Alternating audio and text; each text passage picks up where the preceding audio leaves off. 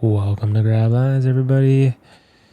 Please like and subscribe YouTube, Spotify, and Apple podcast platforms. Your help is so needed, and when you like and subscribe, it helps the algorithm kind of set in place things into motion for certain people who may be dealing with certain issues with behavioral health or mental health issues and need to hear a podcast episode, particularly from Grablives. So please, if you want to help out, like and subscribe, comment, really helps out. Just want to start off by saying also, everything we say and do does not reflect the City of Los Angeles Fire Department. Thank you for Frontline Behavioral Wellness, our team member and sponsor. Everything you do is so important to help us have the audio and to put this podcast on platforms to reach people in need. Thank you so much for this opportunity. And if you want to reach out to them, reach out to their sister company, SarahHealth.com. Their company is over in Costa Mesa if you live in Orange County. They have a peer support group team and clinicians that are designed to help first responders dealing with PTSD, PTSI, anxiety, depression, addiction issues. They want to help you out. So also reach out to their 24/7 hotline, 661-877-7241. It's designed for first responders. Reach out to them. Today's episode is going to be with my good friend, Benjamin Fairbrother. I call him Ben, but it was a great conversation. He works on emotional coaching and helps people take control of their life and bring their power back to them through the emotional self and through guidance and counseling, and help people to reverse things that need to be looked at. So this is a great conversation. He's a good friend of mine where we have conversations about so many different things. He's a bright light, and I just want to thank you everyone for listening. It's a great episode. Take care.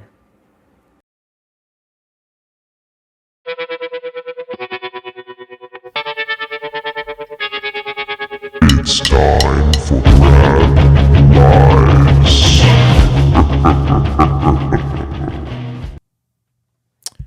Did you hear that? No. Well, that was the intro song. Ah, yes. So the intro song was made by my buddy Jesse and Jake. They have a band. I don't know if you heard them, Bandito.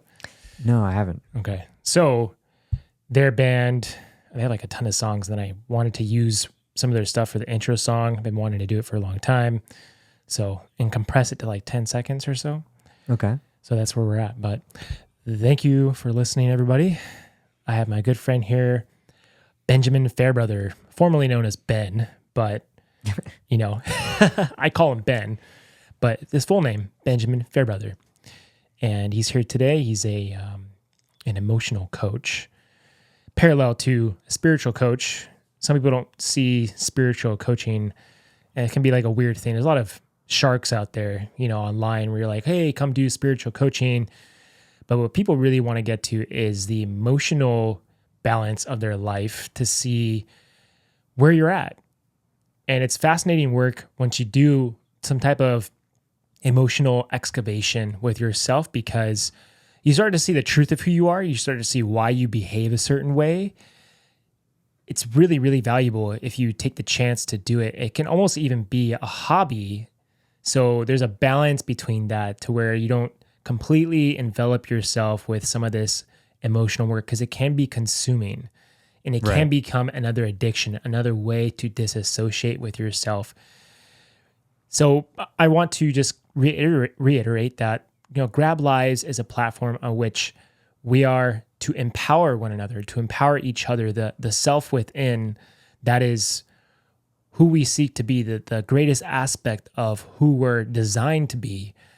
To get there, you really have to get past the emotional debris, the stuck emotion, the behavioral patterns that we've succumbed to through trauma, through disconnection of the self.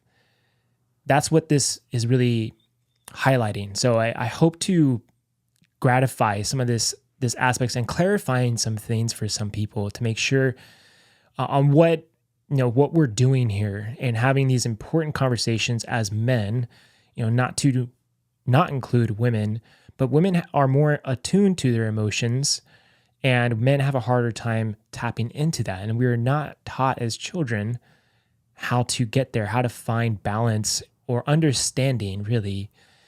And then we become we have these sinister ways of creating things where we start lying to ourselves later in life. And that's where a lot of identity crisis comes through.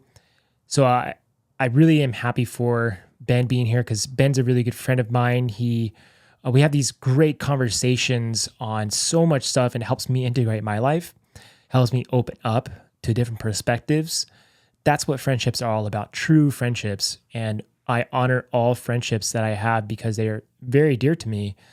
And I do want to pose this question before Ben gets started on a kind of explaining an introduction of how he came across this path of life. And it's, how often do you put yourself in a trance in order to stay right where you are? This is an important factor on where are we, why are we here? But we lie to ourselves and we put ourselves in this trance into believing something that we're not, which is really fascinating. That's kind of like the topic of discussion. It's going to probably go in so many different directions. That's why I trust Ben and I having conversations where we can go anywhere. So without further ado, Ben, my brother, if you don't mind kind of introducing yourself and like your work and so forth. Definitely. Well, thank you, John. I appreciate the warm welcome and great introduction. Happy to be here as well, of course. So yeah, as you mentioned, I'm an emotional health coach. I really focus on helping people learn to master their emotions. And what that means is learning to be able to process those emotions in a healthy way and incorporate them into their life. Usually that includes coming to terms with different adverse events or traumatic experiences that happen in their life so that they can incorporate that into their entire life view and really grow from that and move forward. And so what I noticed is that for me, emotions were one of the biggest stumbling blocks of my entire life. And my own journey of overcoming that and learning to not only process my emotions, but first to actually feel all of them. Because at first I couldn't even feel all of my emotions. I was just feeling depressed and maybe sometimes angry, depending. And really peeling back all the layers and getting to be able to feel those emotions, at first it was overwhelming. And then being able to process them became very empowering for me. And so after some years of helping other people through my blog posts that I had been writing and through, just helping friends when they came to me with questions or things that they wanted advice on, that eventually pushed me into becoming a coach and being able to help more people. So yeah, that's why I'm here. That's what I'm doing. Nice, dude. And your shirt says, "Pain is guaranteed, suffering is optional." Yes, yes. Is that a Buddhist quote? It's similar to one. I think there's similar sentiments about that around from thousands and thousands of years ago in many different cultures. And I think it's important to understand because you can't avoid pain. Pain's just like a fact of life, really. But you can avoid suffering because suffering is a conscious choice, though most oftentimes people make it unconsciously, right? You wouldn't consciously choose to suffer. And so when you understand that it is a choice to suffer, then you now have that choice and you can make the choice not to suffer. Now, what's making the difference between feeling pain and suffering is basically how you're viewing that pain. So your perception of it. You could view it as a, sort of a nuisance or, something that is preventing you from having everything that you want in life. Or you could view it as something that just happens and something that you can learn to use to your advantage and learn to grow from. And so it's all about how you look at it and how you learn to adapt it to fit into your life scenario and basically using everything as fuel for your growth. Yeah, man, that makes a lot of sense. I've come across my own understanding that I was addicted to suffering for quite some time. I'm a lifetime, essentially, and it is the bully inside my consciousness, this part of me that like wants me to be something I'm not. And it's the falsehood of who I truly am, the true essence of who I am. And a lot of what I've come across is like, okay, well, underneath that is supporting what that bully is. I created that part of me somehow, some way. So where in my life did I create this part of me that creates suffering and an addiction to it? And I think sometimes there's a space, a wavelength that the subconscious creates because it's normalized at a state you're in. And so when it's in that state, with its suffering, right? You're normalized in that place, that plane of consciousness at a subconscious level. Hopefully that makes sense for people. But it is true. This is how we operate, and we can get out of that programming if we understand the emotions that are lying underneath, that are supporting it. The suppressed emotion usually is the part that is kind of supporting it in some type of way, because there's a block there, and it's distorting the entire vibrational frequency of how we're operating. So you're only going to stay at that wavelength. So hopefully that makes sense for some people. Hopefully it's not going over your head, but it's just how the system operates. We're an operating system. So if we don't have the proper guidance on how to understand the way the system's working, right? We're these organic computers. We're not machines. Right. We are some form of a machine, but if you treat your body and your mind and these systems like a machine, we're more than that. And you can easily transmute some of this stuff by doing the emotional work. So I'd love to understand, first of all, how did you do your own process of your work through an emotional level, and how that transmuted many of your ways of operating in your operating system? You know what I mean? Definitely. Before I touch on that, I just wanted to kind of put what you were saying in a different light, where maybe it's going to be a little easier to understand. And if you just break it down like this, like pain is the experience, right? You're experiencing pain.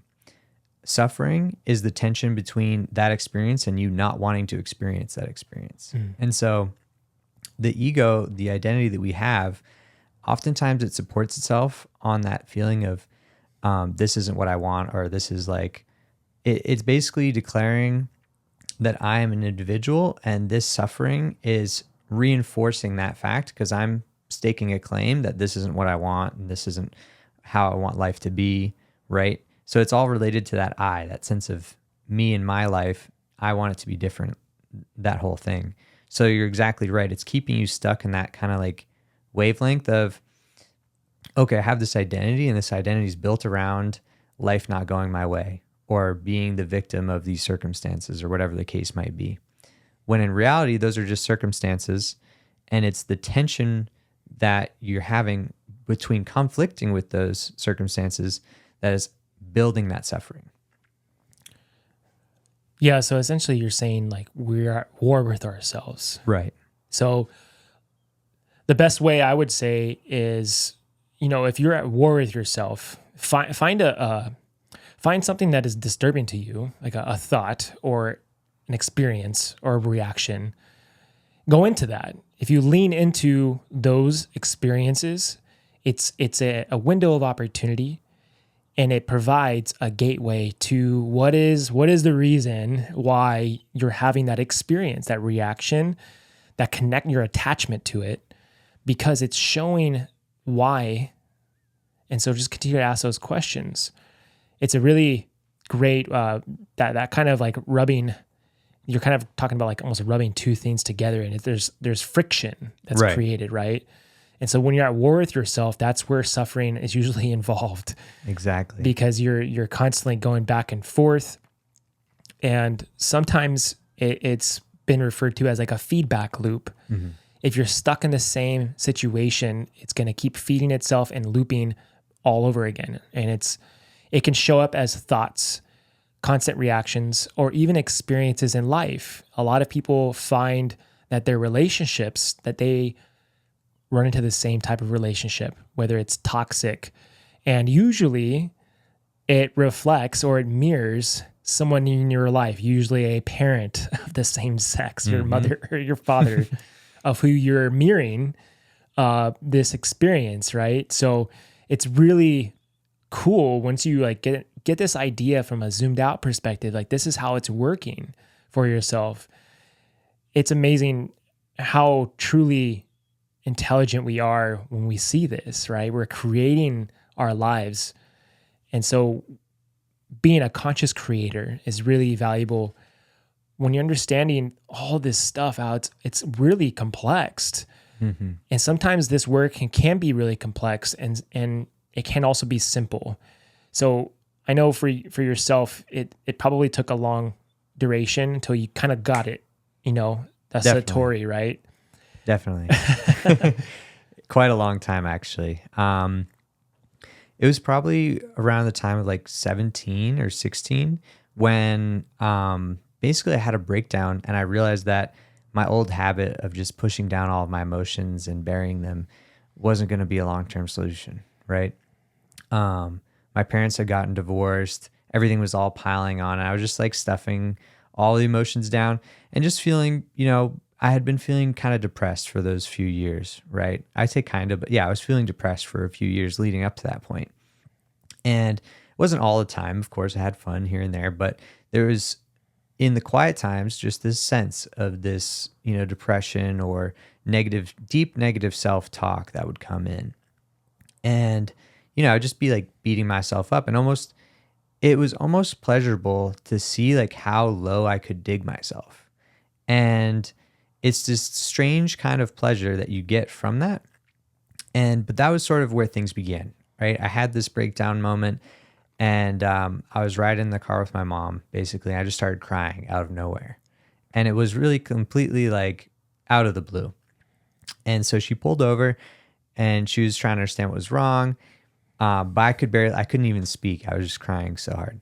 So, and I would rarely cry. So this was just completely uncharacteristic of me, I guess you could say. Now, my mom then did the right thing and got me a therapist, and I was able to, find one that could listen and start speaking with him. But the first thing, or I guess the major thing that I found from that, was that I really didn't know how I was feeling. He asked me one day, he was like, well, how are you feeling? And I was like, thinking about it. So I was like, oh, I think I feel. He's like, no, I'm not asking how you think. I'm asking how you feel. And I had a blank slate. I couldn't feel. I was just like, I really have no idea. And he's like, okay, well, based on, I was kind of fidgeting with my hands. He's like, you're fidgeting with your hands, so I can tell maybe you're a little nervous.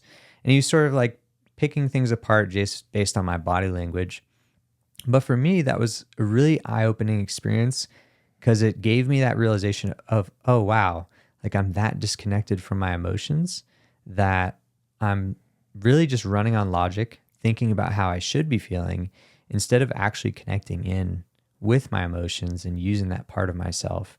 So I was so far away from being able to process them because I really wasn't even feeling them, or at least not consciously. And so that was the beginning.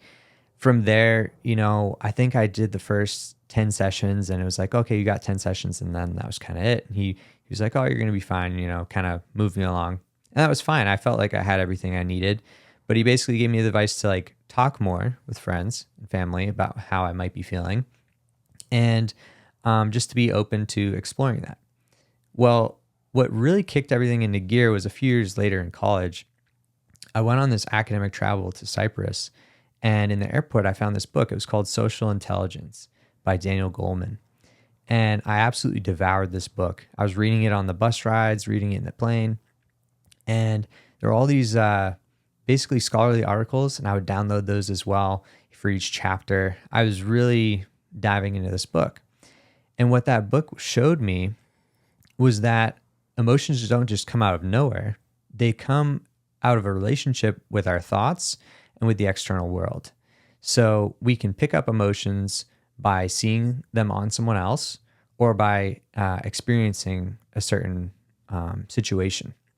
And so when these emotions come up, it's always a reaction or a response to something. But then in response to those emotions, we have thoughts, and those thoughts create more emotions. And so this gets to that feedback loop that you were talking about. We're feeding off of each other's emotions. We're also feeding off of our own thoughts and deepening emotions. Because if I feel angry, I'm going to have an angry thought. And then if I have an angry thought, I'm going to feel more angry. And all of a sudden, it's out of control. And I'm basically on an emotional autopilot, just reacting to things automatically based on how I'm feeling. And so that book really gave me the understanding that the power is within me, because if I can change how I'm thinking about a situation, if I can change how I perceive it, then I can change how I'm feeling about it. And they call that the high road. So there's the low road, which is through the amygdala and hippocampus. And then there's the high road, which is when you can actually think about what you're experiencing and reframe it in a way that might be more beneficial for you. So let's say someone cuts me off on the highway. I'm like, maybe first thought is like, oh, what an asshole. He just cut me off, right? And if I think that thought, I'm probably going to feel a little more angry because I'm taking it personally and I'm thinking, oh, this guy's like out to get me. But then I could take a breath. I could think about it. I was like, oh, maybe he's just in a rush. This really has nothing to do with me. He's just in a rush to go wherever he's going. And so there's really no cause for me to be worked up about it. I'm fine. My car's fine, right? It's all good. And so just that little conscious switch of a perspective would give me the understanding that, I can reshape how I'm feeling. And that was, I'd say, probably the biggest revelation for me in my healing journey when it came to understanding my emotions, was just that I have the power to shape them. And whatever I feel first doesn't have to be how I feel in the end about it. Dude, that was such a good way to describe that, because you're right. Like, it's all about perspective. Right. I've used this phrase before. It's not the best phrase, but it's the person who cares less wins. Right. Okay. It's not the best because there's a lack of compassion in it, but throughout my career, I've noticed how I've used that in conflict.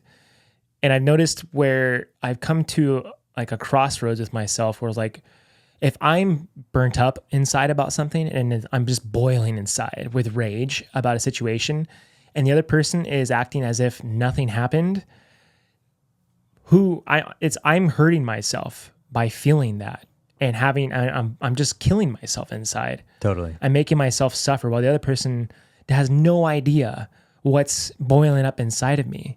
You know what I mean? Exactly. And conflict is always coming up in the workplace, no matter what. And so the best opposition to that is openness, to talk to someone about what came up for you and owning your shit. Because when you take ownership, that is the best quality you can have at a mature level, to be like, hey, this has nothing to do with you, but internally, this came up for me and this is how I've reacted internally. So I'm just showing you where I'm at on my scale. And then that's when a conversation really opens up. The other person, the other side of the party, is going to be like, wow, this person's really mature about this approach. Number one, there's no yelling involved. There's that changes that person's perspective to want to change their behavior in a way as well. Right. To when you're in this conflict situation. So it happens all the time. It's bound to happen, especially when you're in a fire station and like there's people living on top of each other and you're switching shifts. You're with a ton of people all the time. And then you're in the middle of like this highly dense population where you're around more people. It's like, it is a lot. So having this quality to be in your tool bag per se is really valuable to shift perspective based off your emotional state. And I just hope people don't get caught off guard by this, especially for men, to say, like, oh, I have to get caught up into my feelings. Like, that's a whole expression all the time. And I heard a captain one time at a firehouse say that one time. He's like, oh, you want me to connect to my feelings? And said it like that. And internally, I was like, wow, this guy is really ignorant. You know what I mean? So I hate to see this as ignorant, but it is, in a sense. If you're avoiding and making it seem like it's cool to not be involved and attuned to your feelings or your emotional body, it's going to create down the road a lot of suffering because you're stuffing it down. Right. And it's gonna show up either way, whether it's an illness or an erratical state, when a catalyst will make you change in life. There's a myth in our culture which relates to that, And it's the myth that vulnerability is weakness, which isn't true. True vulnerability takes strength. To be able to feel your emotions, what sometimes can feel like a violent storm, is not for the faint of heart. It's actually the opposite. If you're running from those feelings and kind of like hiding them, just drinking beers and whatever the case is, covering them up, that's actually a show of weakness, right? You're like, I can't face these emotions because if I do, then I might, break down, or I might basically feel out of control, whatever the case is, because emotions can feel pretty violent and uncontrollable, and they can take you to some places that you usually don't want to go. But the fact is, when you can actually sit there and weather that storm without being moved in one way or another, just feeling the emotions without becoming them, that's true strength. Because then you have that true vulnerability. You're feeling everything, but you're not succumbing to it. It's not affecting the way you're acting. You're not becoming reactive and kind of blowing up at people. You're sitting there fully immersed in whatever it is, because all emotions are valid. You're allowed to feel any emotion that comes up. And I think it's important to first acknowledge and appreciate each emotion that comes to you before you try to change it or do anything with it. Just really feel, okay, this is what this feels like in my body right now. And just sit there with it, breathe with it. Understand, okay, this is how angry feels. Like when I'm angry, or when I have anger, my shoulders become really tense, or my muscles are a little bit more contracted, whatever the case may be.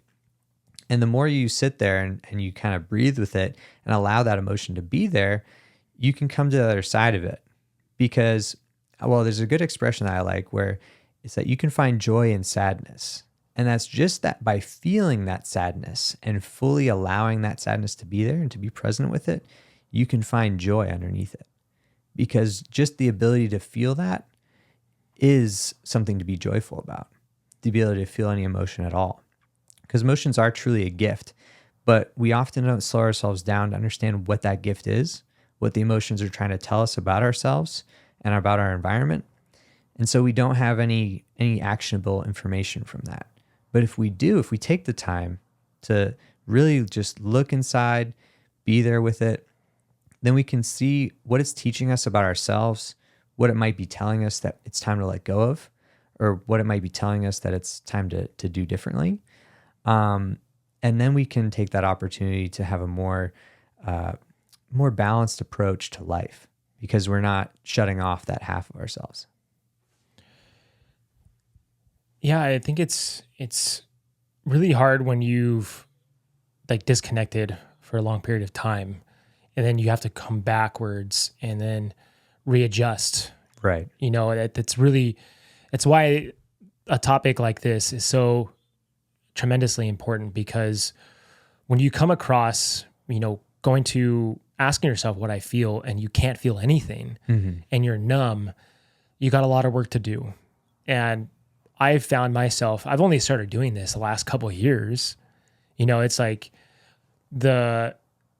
it was just like a lifetime I had to rewind, and it was almost overwhelming. So I think the reason why is because I was so numb, Mm-hmm. and numb to the point where I was disassociating with everything, even like just tasks to do in my house. So I wouldn't sit with myself and my thoughts, and I would just disassociate with anything. And now I can understand, okay, I am disassociating right now. Mm-hmm. And I have a conscious awareness on when I am disassociating.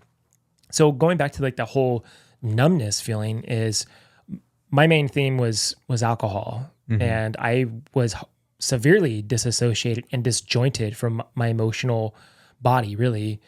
So I couldn't even go there. It was just hard callousness over my system. And I was less open, and I was more reactive, to the point where I blamed everyone else for everything instead of taking that ownership.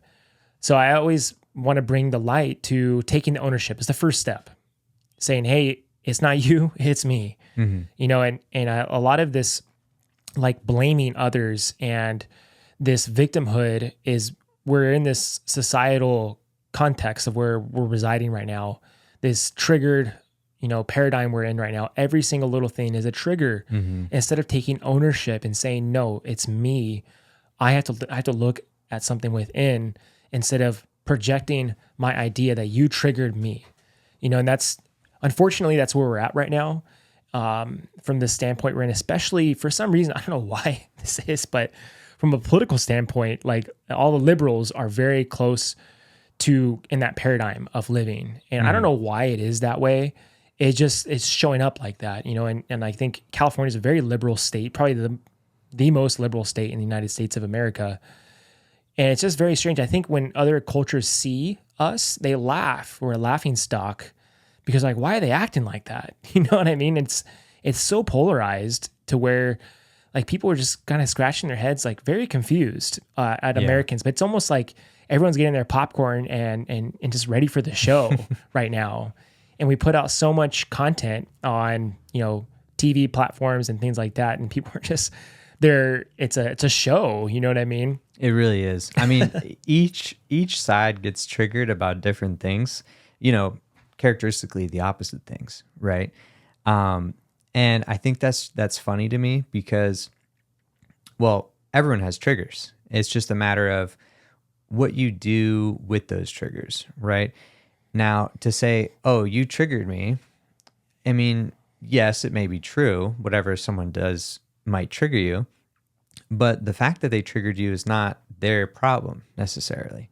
It has more to do with the conditioning that one has had and the life that they've lived up until that point.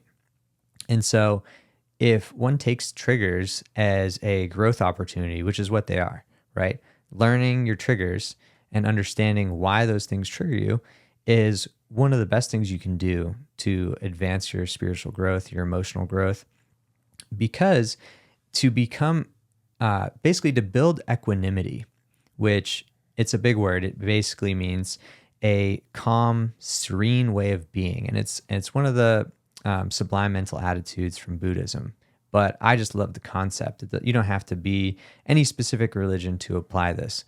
But it's basically the ability to stay calm and balanced inside while there's chaos around you. So there could be anything happening around you, but it's not seeping in. It's not affecting you internally. You're able to feel whatever the emotions are that are coming up from that, but it's not taking you over. Sort of what we were just talking about before. And so by understanding your triggers and learning basically how to manage those things, how to see when something's building up that is a potential trigger, and then how to catch yourself before that triggers you to go into emotional autopilot, because that's what it does. It makes you reactive. And next thing you know, you're fighting with someone over something random, something silly.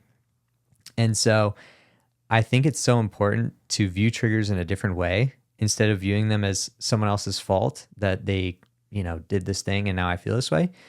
No, they were just living their life and people are going to continue to do whatever they're going to do. You have the opportunity then to record, okay, this is a trigger. I need to go in and understand why this triggered me. What is it about this situation that bothered me? And how can I learn from this experience to become more resilient and balanced moving forward? And then once you do that, you're not going to give your power away to other people anymore, because no one can make you feel something unless you allow them to, right? And so they can't really take that power, like they can't control you unless you give them that control. And that's a deep sense of power when you realize, oh, okay, no one can make me feel this way. I'm taking these experiences and making myself feel some kind of way. It's how I'm perceiving and reacting to these experiences, not the experiences themselves. And that's where you can really understand and get to the deeper aspects of being able to return to inner peace. Because as long as you are in conflict, like we were saying in the beginning, in conflict with the way things are, that's what a trigger is. You're like, why'd you do that? Right? You're in conflict with the way things are. To return to peace, you have to accept that that's just what happened. There's nothing you can do about it. You can't change it now. You just have to come back to peace through acceptance. And so that's is really deep work. And I really do believe it's a return to inner peace, because inner peace is that natural state of being, but we're constantly interrupting it with all of these basically reactions to the outside world and to the way things are. We're constantly fighting with the way things are. So we're constantly interrupting our own inner peace. Yeah, like inner peace is what everyone is seeking, Right. you know, and that is why I was so drawn and attracted to Eastern philosophy, because their method is to grasp and understand the mind, because the mind is where we get caught up. And if the mind is not at peace, then the whole system is not in this place of equanimity. And like the whole premise of Eastern philosophy, whether it's, you know, ancient Hindu mythology, or if it's, you know, Zen Buddhism, the Tao, and regular Buddhism, there's different variations and branches of this, but they all come to the same theme, and it is inner peace. How do we find this? How do we stop suffering within the self? Because that's where our power lies underneath, and we're under this veil of amnesia into not believing that power within and where it resides. And it's dormant unless you have the keys to unlock it. You cannot unlock it if the mind is eradicated and causing a disturbance in the field, because that's where the turbulence comes. That's where we become ungrounded. We're not in this sense of finding clarity and having this place of integration with ourselves. That's why some of the great teachings of some of these Eastern philosophies are so great. And when I started learning about 10 years ago on Zen Buddhism and to understand some of these themes that they were presenting with, a lot of them were riddles. And it took me a long time to get to this point of understanding what the riddles are saying. And it's the same thing. And after I was going through Zen Buddhism and the Tao, and like I was like, oh, now I get it. Now I see what they're saying. And it came to like it came to one word that they would say to some variation of the same thing. And like, for instance, like in Hindu mythology, it's like Sat Chit Nananda. And it was like Sat, that which is. And what is it? Chit, which was that which is consciousness. And Ananda is bliss. And when you get to that point of bliss, that's where we all want to be. But you can't be there all the time. It's just not going to happen. So we have to envelop ourselves in the human experience to understand that it's okay to be not in balance all the time. Just know you can come back to center whenever you want. That is the power of the self, to grasp the scales and place them when you need to. And when you're in stressful situations, just be aware of that which is your consciousness. And there's an opportunity to find bliss in the situation. And I think when I was going through a lot of these themes, I kept seeing this one word, which is called the way. It was referred to this, I don't know exactly the exact word, but in English, it's translated to the way. And the way is finding this ultimate place of nothingness. And it made no sense to me. I was like bewildered by this idea. Like, okay, well, I'm trying to get to nothingness. That doesn't make any sense. That I like that you bring that up, because that's basically the essential teachings of the Tao, right? Of the Tao Te Ching. And I love these books with all the riddles. I have to say, like that book behind you, The Unfettered Mind, I had that one. I first got a copy when I was probably in 4th or 5th grade. And it didn't make fully sense to me until later on, but I like to say maybe I grasped some of it at that time. But it's a similar concept. So reaching for nothingness, in a sense, right? These books are talking about dualism. And dualism is that concept of, you know, having opposites. And so we live in a world of opposites. The physical world can't exist without the contrast between different things. And so you have all these contrasting pairs, and that's the essence of dualism. But beyond that is, you know, what they call the source of all things. And that source of all things is nothingness. So out of that nothingness arises the somethingness, but in order for something to be something, it has to be distinguishable from everything else. So that's dualism. You need to have the separation. Even if you want to have a sound, you have to have relative silence before it and after it. So this concept of reaching for nothingness, it's understanding that there's a part of you, right? That's in that beyond dualistic state, which by definition is bliss, or it's even beyond bliss because it's encompassing everything that is, because it all stems from that nothingness. Now, it's kind of a bewildering topic for many people to grasp, and it's something that I think about very often. But I think meditating on this concept of something beyond dualism, right? Beyond this play of form, which we find ourselves in, this life of, opposites and extremes, which are all very useful, by the way. Bringing it back to emotions, you need to have the experience of sadness so that you can understand what happiness is. And you need to have the understanding of, all these different emotions so that you can have that fullness of life. If you could only feel happy, you wouldn't really have any real appreciation for it, perhaps.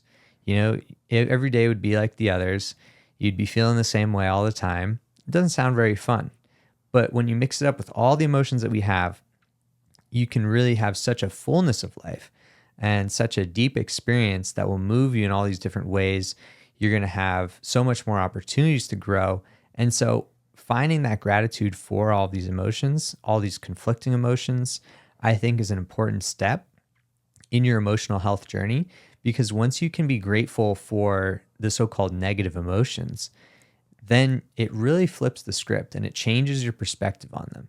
Because now, instead of seeing them as a nuisance or seeing them something to be avoided, something to be pushed away, you're seeing them as an opportunity, which is what they really are. Yeah. So the best way I can tell someone to get into that emotional self, right? Because that's the key here, is come into the body. The body is a sending and receiving center for your experience in life and the emotional state of what you're feeling, really. And so if you take a couple big deep breaths, the breath is so powerful because it's the beginning of life and death, essentially. You're breathing in everything that is operating on charging up your cells, and it has the essence of life, and we're breathing out toxins, things that don't serve us. And so if you can see it like that, with how essential the breath is, and you focus on your breath for, like, let's say 2 minutes, and then you come into the body, because a lot of times from disassociative states, we're not in the body. Mm-hmm. We have been in this cognitive cerebral state to where we have not been into the grounded form of ourself. So we have to come back into that state, because that allows us to find where that emotion is lying. What is the emotion? And this practice it's a practice because you have to constantly do it in order to transform and transmute things that come up. And it helps when you're in a stressful state throughout the day as well. If you can just notice through the rat race of life, you're in traffic and you come home, you're not in a grounded state, you're in a disassociative state, So you want to come into your body for a second, and then you can kind of reset, reboot your operation. You got a bunch of tasks. If you come in from traffic and you start off by doing multiple tasks all at once, you're going to be disconnected still. So these pauses, these tactical pauses with yourself, are so important. And I know I have to do those when I'm at work, because work can get so busy. So I give myself the opportunity to reset, reboot, come into my body, in order for me to not get burnt out throughout the day, because that can happen.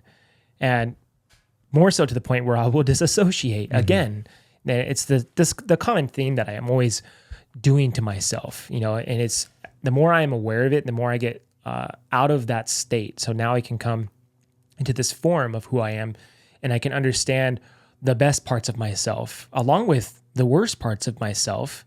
So I'm not at war with myself. I'm not creating this suffering for myself. And a part of what these ancient practices and teachings are about, the self. It is all about the self, like that whole sat, that which is sat, chit, and anda.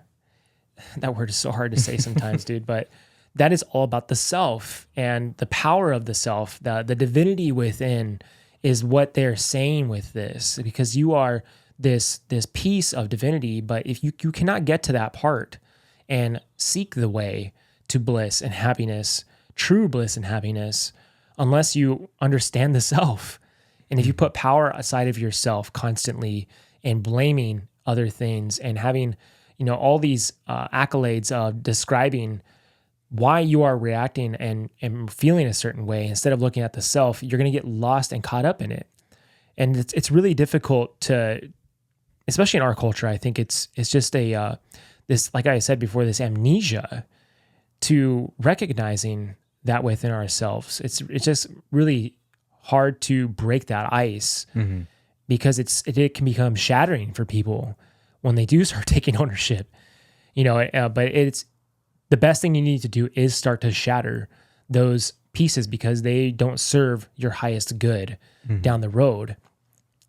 I don't know if that makes sense for anyone, but it is, these are really complex things, but we can simplify them by going back to the same thing, which is us, who we are individually, and when I'm around people who are in tune with that, there's so much more fun to be had, and you have such a better experience in life. When you go to certain family members you're very aware of who are not like that and who are very projective and don't take ownership, you're like, damn, I'm like so energetically and emotionally drained from that person because they're unconsciously dumping on me, and I'm just covered in their shit by the time I come home. You know what I mean? Yeah. That makes sense.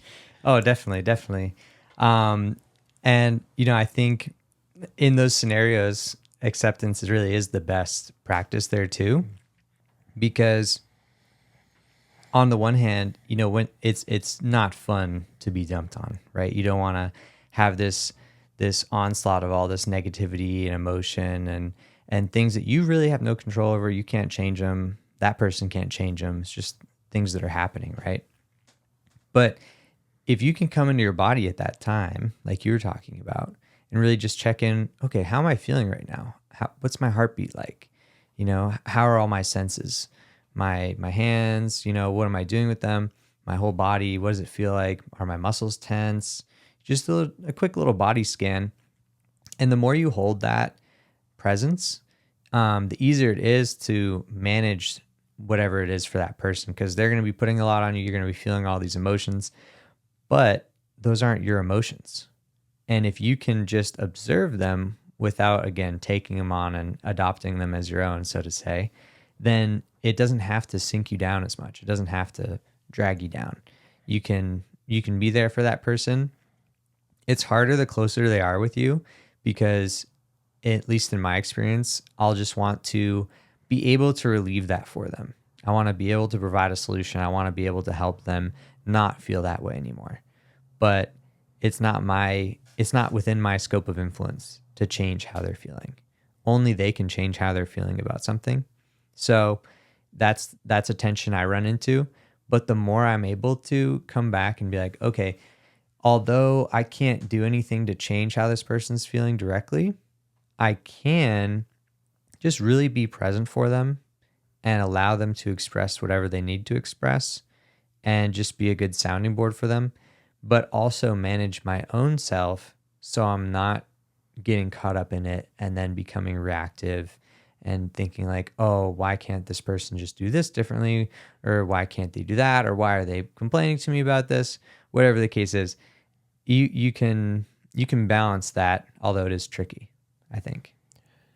Yeah, I know for when I got hired by LAFD, they had this week of kind of introducing us into emotional intelligence.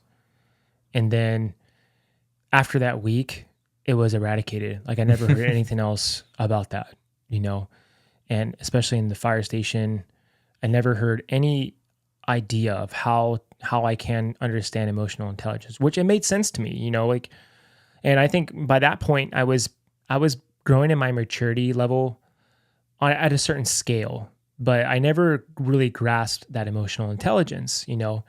I think I did learn through my own problems and how I didn't want to live a certain life. So I would make changes based off extremes. And that's the only way I operated and how I would start to see growth in myself. And it's a subconscious way of how I find an identity within myself with being very diplomatic and grounded in a situation, because I have to be that way. If I'm in a situation where it's chaotic, which most situations in any type of fire department, you go on a call, it is just that. So I have to be that way. If I am in a form of leadership as a paramedic on scene, or if I'm a working firefighter, if I am all over the place and I'm spinning and I'm not getting the zoomed out view of a critical call, I'm going to get stuck in it. I'm going to get sucked right back into the eye of the storm. And it's like, you'll be in this tornado of an event, you know what I mean? So the best thing I could do for myself is be diplomatic and grounded. I have always done that for myself. And so I have identified myself as that. What happens is there always has to be an opposition to that. There always has to be chaos in order for me to be diplomatic and grounded. So I came across experiences in my life where chaos outside of a workspace would happen in relationships or friendships, because I've subconsciously created that based off an identification with what I'm seeing myself as, instead of just seeing it as a role that I'm playing in order for me to perform properly in my career. And that's the hard line that I'm seeing with my career, is that it's hard to shift from that lifestyle because it's part of my life. It's a third of how I'm living my life. And to transition to that in my regular life is very difficult. I have to be very conscious and aware, or I'll get sucked into that same robotic autopilot place of what I'm trying to do. And so I have to bring that awareness. And all of us are somewhat conscious, you know what I mean? But it doesn't mean you're self-aware. Right. And so that awareness grows within as you begin to tap into the emotional body, as you begin to slow down and stay conscious. And so I always tell people to do that, practice that. Slow down what you're doing and stay conscious with where you're at, what you're doing, because it brings in the opportunity for bliss and happiness to be in that present moment. It's the infinite now. That's why, if you ever look into Ram Dass' teachings, he's like, I've done all this stuff, and the best thing I can do is be here now. I was like, one of his main themes of what he talks about all the time, be here now, because this is the best place to be. And the simplification of that is really easy. But how hard is it for us to be in that state? If we get caught up, it's because we're doing this whole thing again with the mind. And get out of that, stop it, and remind yourself, be in the system of your body, come into the breath in every single moment, move slowly. It's going to help your operation in life. And that's when the beauty of who you are comes through. You get these revelations of life and how you're perceiving your reality at this time. You get these awe-inspiring moments and memories that are really beneficial to you. And when you do that, things just open up more.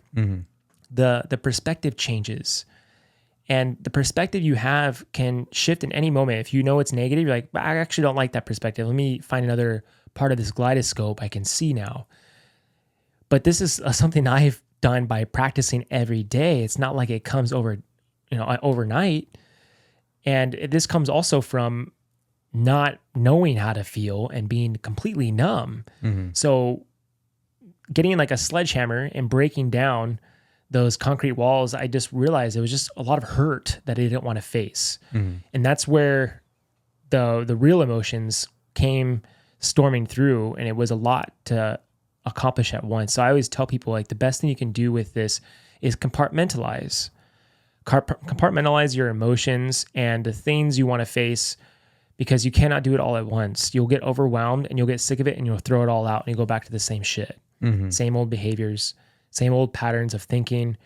So you really do have to hone in on what you're going to focus on. Say, hey, I'm going to focus on why I reacted yesterday, because that could take weeks to months of the root cause of that problem, and it's hard for me to exemplify therapy, because I've done therapy and I've had a hard time with it, because I've come across people who had me looping in more loops through therapy. Yeah. They never got straight to the point.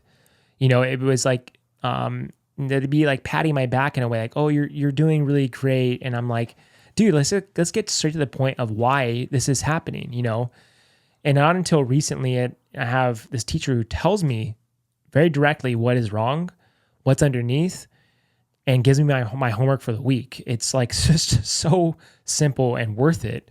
Mm-hmm. And it's not even therapy. It's just pattern coaching. You know, it's like that has been way more transformative for me because it's direct to the point. You know, instead of this dance, you know, of like me playing with my emotions, not getting to the root cause of it. So I don't know if that makes sense to you. You know what I mean? Because for you as a coach, you want to get straight to the point, right? Yeah, that's the main difference I would say is coaching is coming from a place of learned and lived experience and kind of like walking that path with someone and giving them that more actionable, like, here's a game plan for you. Here's some things you can do with this issue, right? Whereas therapy is more traditionally about listening to and just helping that person become more self-aware, which is important.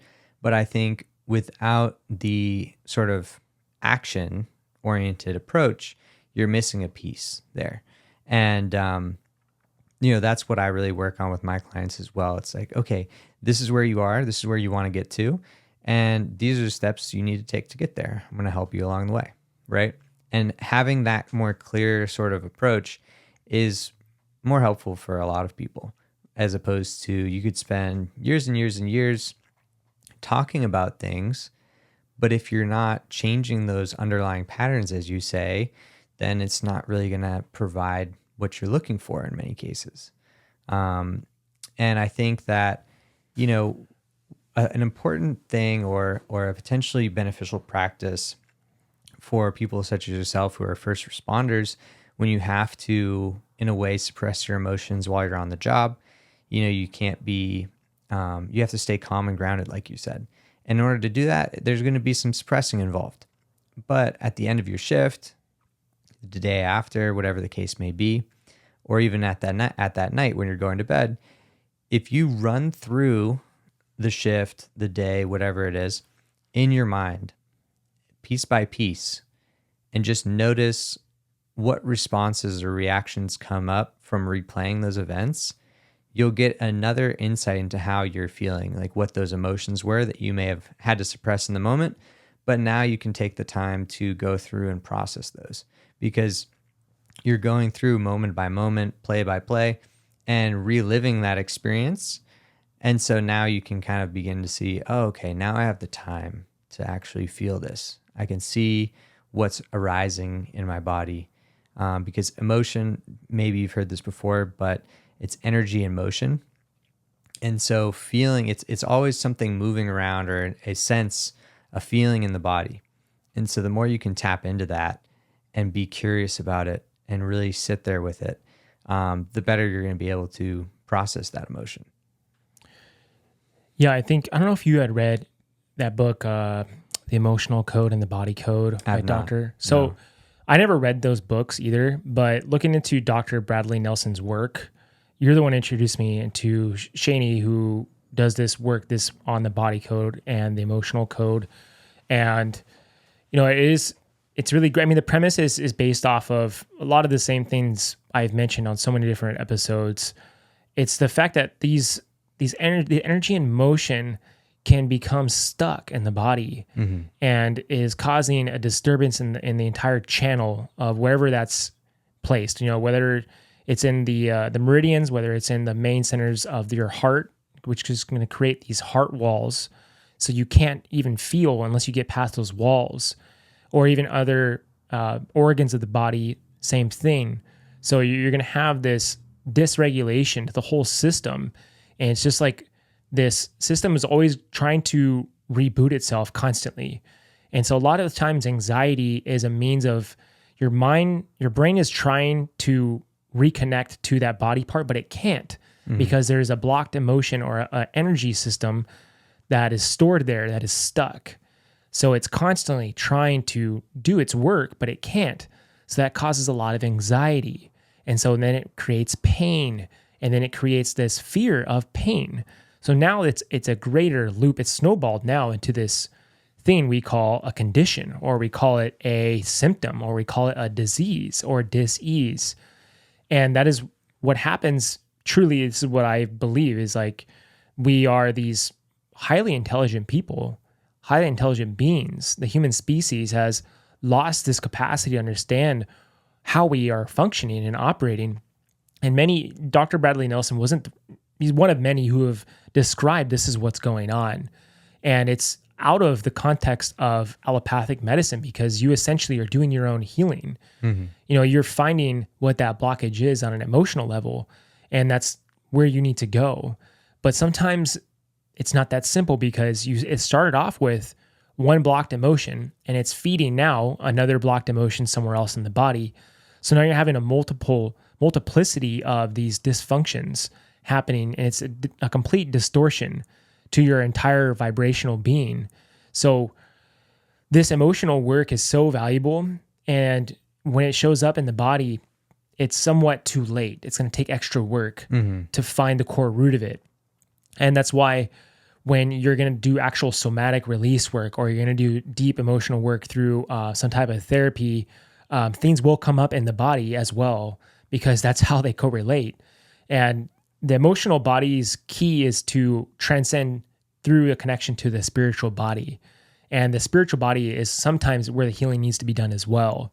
Because if you don't do it on the spiritual side, then you're spiritually sick. And there's a lot of that going on as well. I notice a lot of people who've done I would say, it's hard to even describe, like work with plant medicine, work with hypnosis, work with even past life regressions and doing mediumship work. They're doing healing on the spiritual side for you, because it's hard to grasp. It's not tangible. It's outside of the five senses. And you need some better assistance to kind of grasp what is happening on the spiritual side, because spiritual sickness is also a theme that as a society, I believe, is happening as well. And that is really difficult to grasp for some people, because it can be subjective at some point to understand what spirituality is in general. Right. You know what I mean? It is. Yeah. I mean, I think with that spiritual side, it can be elusive, can be a sort of distant concept for many people. But like you were saying with the trapped emotions, this all relates to, I'm going to bring it back to when I was feeling depressed as a kid. What it was is I had pushed down all of these emotions, and the sum totality of those emotions came through as the sense of being depressed, this sense of depression. And so over time, unpacking that and like pulling things out, how I did that was when I would feel something in the future, right after that point, whenever I felt something, if it was a little bit of a stronger reaction than might seem warranted, I would be a little more inquisitive about it. I'm like, okay, this emotion's coming up. Maybe like, what's the first time I felt this emotion? Or like take it back and like kind of go back to maybe the root of that feeling, because going to the root of that feeling is going to help release any stuck emotional energy, because now you're processing not just that latest theme of that emotion, but the root theme of that emotion. And so really getting to the root of, okay, the first time I felt this was when I was age 6 or whatever, and this happened, right? The more you practice kind of like being inquisitive and like going through and looking for the root of these emotions will help you to do that emotional clearing work on yourself. And that's what I did a lot of, was really just like, okay, this coming up right now seems a little bit more intense than the situation warrants. Let me go back in time and see what this might also be related to. Is this experience something that maybe I experienced as a child? Is there some similar theme here that it relates to? And doing that inquisitive work. But you're absolutely right, because if you don't address those things, basically the mind is going to continue to provide opportunities for you to process the emotion. It's going to come up. Things are going to come up. These emotions will come up again, and you'll have the opportunity to work through them. But if you repeatedly push them away and refuse to do that work, then eventually they will manifest in a physical way. And that could come up as cancer even at some point, right? Years and years and years of pushing away these emotional blocks. And now you have cancerous tissue coming. And one time I was sitting on a bus next to a cancer researcher. He was coming on a bus back from Boston. I had been working in Boston at the time, commuting back and forth to New Hampshire. It's pretty late at night. And at that time, I would talk with everyone. So I was just on the bus sitting next to him. And he was researching pretty aggressive brain tumors. And I asked him, I was like, do you think that if there's a emotion that's undealt with, it's pushed away, and repeatedly over the years, every opportunity that comes up to deal with it, it's repeatedly ignored and pushed further and further down, that eventually that unprocessed emotion will manifest as a physical problem, such as a cancer. And he was kind of shocked. He like turned and looked at me. He was like, actually, yes, we have seen some things in our research that do indicate to that being a possibility. He didn't want to outright say that that's what happens, but he was saying that actually there are some conclusions in their findings that does show that being a possibility. And so it's something I've always believed in, because there is a connection between our consciousness and our physical expression of self, our body, and understanding the connection goes both ways. It's really important. Now, to get to that spiritual work, there is a way. So obviously doing the spiritual work, working with people who can access that and tap into that for you, doing past life regressions like yourself or whatever the case may be, is important. But there's something you can also do. You can tap in to that part of yourself that's again, going back to dualism, that's beyond the dualistic side of things. Because that part of you, it's already healed, already fully whole and complete, and that's your soul.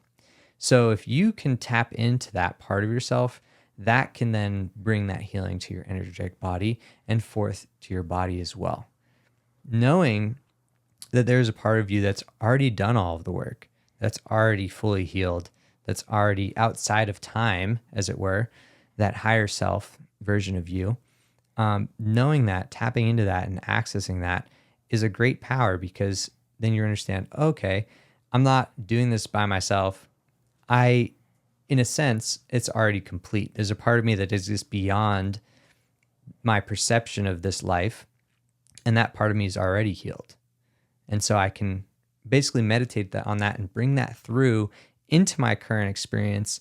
And just the understanding that I can bring that in is already game-changing, because that can do the spiritual healing work for you. But if you don't consciously believe that that's even possible, then it's not. It all comes back to your belief. And your belief is really going to be what throttles your ability to experience different things and your ability for your own body to even heal itself. Because if you don't believe your body can heal itself, then it won't. If you believe, oh, I have to go to this doctor and they have to give me this one medication, and if I don't get that medication, I'm going to die, then you will. And so it's really crazy. If you don't do that work to understand your beliefs and how you could be really holding yourself back, that's a whole other ball of wax we could get into. But I think that's deeply important work alongside of this. You're bringing up a good point that the soul level of the work is where you will get to. That's kind of the way, right? On these Eastern philosophies, where you want to get to. You want to get to the soul level of where you want to reside and have that connection, build a highway of a path or an avenue to that part of yourself to get better understanding. And the best way to do that is through meditation, in my own experience, because the meditation is clearing the mind, letting things integrate, letting things rest. And then clarity comes through at a soul level. Your soul is always speaking to you. It's always calling to you. You just got to listen. Right. That's how can you listen if you have so much rattling around? And I know the Buddha was, before he reached his state of enlightenment, he had these 4 demons per se that were constricting him or trying to distract him from getting to his state. And as you level up with yourself, you'll meet this place with yourself of being tempted or being distracted, so you don't get to that place in yourself, to the soul of where you're trying to reach. And I even know even Jesus, there's a story where he's in the desert and he's being tempted by the devil. It's like it is a state where sometimes you're being crossed by this idea of what they refer to as demons, but it's just essentially distraction. And there's a place where you cannot be clear, right? But when you clear out all these demons, you can find clarity, and you can find a pathway to the self back again, back home, back to where the amnesia is no longer amnesia any longer. It's a remembering of these things you already know, and you're coming into the knowing of the self once again, back home, back to the Garden of Eden, and that second chance of innocence to just be in awe of the inevitable ecstasy of life is where we want to be. That is the pure place of existence of where we want to be once again. And I think right now, like the very nature of existence, we're seeing there's a straitjacket involved of restricting beliefs, and the glamour of life we perceive as with things outside of us, like cars and all this other shit. And it's just a veneer. It's not an actual place where we're actually being tapped into that part of ourselves once again, the remembering, because it's these mass distractions that are coming into play, like with politics, with social media, and like it's getting, you can see from a bird's eye view of it's getting worse and worse and worse and worse, more distractive. There's something going on here that's keeping us from finding the power within, coming back to our true nature. And those are going back to what you're saying. There's a purpose behind these belief systems, that straitjacket. It's like you're putting on a small shoe and you're trying to walk around and you're uncomfortable. And if you take off that shoe, you can finally feel free. And you're like, that restrictive belief, man, like an example of restrictive beliefs would be like money is the root of all evil. If you believe that and you were taught that since you were a child, you're going to believe that. And so you're naturally having this subconscious belief system that money is evil. That's not true. Money, why does money have to be evil if you're blocking yourself from a state of abundance financially? And so these belief systems have become really interesting because they're very tricky in a sense that they're agreements that you take unconsciously without questioning them. And now when we are agreeing to something, now we have this ability to now use that in the way we walk through our life of our conditions and our patterns of behavior, the way we think, the way we feel. It doesn't have to be that way. And so like if we give ourselves the opportunity now to just change the perspective, to understand these belief systems and how limiting they are to us and how we operate in our full capacity for life, it's a great part, but a good gateway is the emotional self. Right. You have that opportunity with emotional self. Yeah, I mean, and especially that big one of the belief that emotions are bad. Right.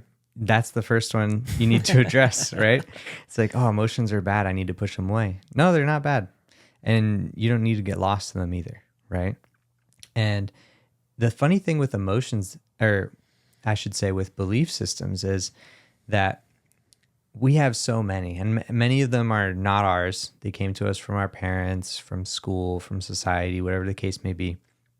But you can either go through meticulously and try to like reshape each one, which certainly you can do, or you can step outside of all of them and just be completely open, which I think is what those Eastern philosophers really are trying to get to. It's like, okay, experiencing the world from the space of true open-mindedness, being receptive to whatever it is that's going to happen, to whatever experiences you're going to have that day, to anything really. And when you have that true sense of openness, that open-mindedness, that when you're not holding on to anything, nothing's getting stuck, you're letting things just slip off of you, it's really, that's the way to find or to return to that inner peace. Because then I like the way, have you heard of J. Krishnamurti before? Mm. He's a famous spiritual teacher. He was one of Bruce Lee's idols, actually. And at one time, he'd been speaking his entire life. And at one speech later on in his life, he stood up and he asked this very attentive crowd, and he said, "Do you want to know my secret?" Everyone perked up. He said, "I don't mind what happens." And that was it. I don't mind what happens. And if you just take it all back to that very simple thing of not minding what happens, you have the power back within yourself, and you're present, you're balanced, you're at peace, you're calm. You can move forward. You can do anything from there. You can take the opportunities that will be there, because there's always opportunities in each moment, and you can shape your life however you want to shape it without being influenced by the reactivity of being on emotional autopilot. It's crazy, dude. Like these are these Eastern philosophy riddles. They can get you caught up because you overthink it. But when you simplify it like that, it's so easy to grasp and ingest, because it is very simple in the end. And I just got caught up with it on an intellectual level for a long time. That's because I was overthinking stuff. Mm-hmm. So it's when I stopped overthinking things, I come into more simplicity of life, and it keeps me more in a state of that openness you're talking about. I'm open for whatever opportunity presents itself to me, because I know it's going to benefit me for my higher growth. Mm-hmm. I know it's gonna sharpen my ability to see perspectives, and it's gonna put me in a state of seeing how I operate on an emotional level to this situation, or person, place, or thing. And so, when you're having that state of openness, it opens you up to even more abundance. It is one of the hardest things to do, because it puts you in a place of being okay with anything and the beyond, which people try to bubble wrap everything really, and put themselves in this encasing bubble of comfort. Right. Because that's how we operate. We tend to do that for ourselves because we don't want to be challenged. We don't want to be in a state of pain anymore. It was just funny because I was talking to a friend the other day, and he was kind of explaining why he wears earplugs in the beach, in the water, because he usually gets ear infections, and he will do it every single time. And I was just like, he's bubble wrapping himself, right. You know what I mean? To make sure he doesn't get an ear infection, because you would always get them as a kid, and like, as we get older, I notice for myself, I do the same thing. I tend to a body ailment, an injury, to make sure it doesn't happen again, because I'm in fear of the pain happening again. And it puts me in this state of limitation and believing into something that's actually there still, And it was really awe-inspiring for me to see that in myself, because he was just mirroring back to me what I do to myself. You know what I mean? It's usually like that. And that's the greatest part about this self-awareness path, is because when you see things as mirrors, they become so humorous, and it gives us great perspective on stuff. And we get to change perspectives easier and humorously, as opposed to something happening more drastic in your life, more catalytic, of something making you change. Right. You know what I mean? Yeah, there's that expression of change always happens, and it's a matter of how it's going to happen. So there's, I think, three methods of change. The first and sort of most preferable would be through inspiration. Something happens, inspires you to change, and you take advantage of that opportunity. If you don't get inspired to change, maybe a milestone event happens. You graduate from college, you have a baby, something like this happens, and now you're like, okay, I'm making a change because now I'm a father, I have to go do this, right? Have to take things more seriously, whatever the case is. That would be a milestone. And then finally, if you're not inspired to change and then you don't do it at a milestone, eventually change will come from adversity, because the pain of not changing will increase to such an extent that you have no choice. You have to change. So that's just obviously the least preferable way, because you're changing just because it's so painful not to. When you had the opportunity, there were opportunities before that. You could have changed. You could have been inspired to. Someone could have said something, anything. And I think it's a lack of self-awareness that usually leads to someone not changing until it really hurts too much. Because there were emotional clues, I'm sure. There were feelings and senses that were coming in. They're like, maybe this isn't right. Maybe I need to do something differently. It's just that those were ignored. And so the less conscious you are, the more susceptible you are to ending up in a scenario where you have to change out of this extreme scenario, something happening. Yeah, I think sometimes people don't have the proper guidance. Mm-hmm. A lot of times people do want to change for the better. I think most of us want to, but the guidance is poor. It's really piss poor because based off our societal living, there's not much out there. And sometimes there's, like I mentioned about those sharks before, online, there's so much pseudo stuff that comes through that you don't know who to go to or who will help you. What's great about life is that for the most part, those people and friendships and opportunities come to you, when you start making those changes at a conscious level. So, but I think for the most part, man, that's why I know for myself, I had no guidance on where to go. And that is in part why this podcast began, because there needs some type of clarity for people to say, hey, I'm not alone, number one. I'm not going crazy, number two. And number three, there is an algorithm to this path to finding peace. And it can be very simple. It's just that you need the tools to get there. And if you don't have those tools, how are you supposed to, aimlessly walk through this life? It is really, really hard. It's like you don't even know who to trust sometimes. I have this hat that says like, don't trust anyone. You know what I mean? It's like, or it says trust no one, and it's funny because that's an old hat that I had bought. And now that I wear it, I'm like, damn, that's such a bad thing to proclaim. You know what I mean? But in the end, it's like this dog eat dog world, in this rat race, you just don't want to get bit. You know what I mean? And there's a lot of risk to it all if you trust someone. And I was listening to this guy talk about that there is no circumstance in life that involves no risk. That's why when you give yourself that space of openness, you take in whatever it is because it's for your highest good. That's the best way to approach it, because in the end, there is a risk in everything. Right. That's where absolute trust comes through as well. So trust and openness work so well in tandem with each other, because the openness you create for yourself, the openness to opportunities, to everything, gives the opportunity for trust, because you cannot use one without the other in a way. And they're the most difficult ones to do, and like even in relationships, those are the two hardest ones, because we may be having some core wounds individually in a relationship.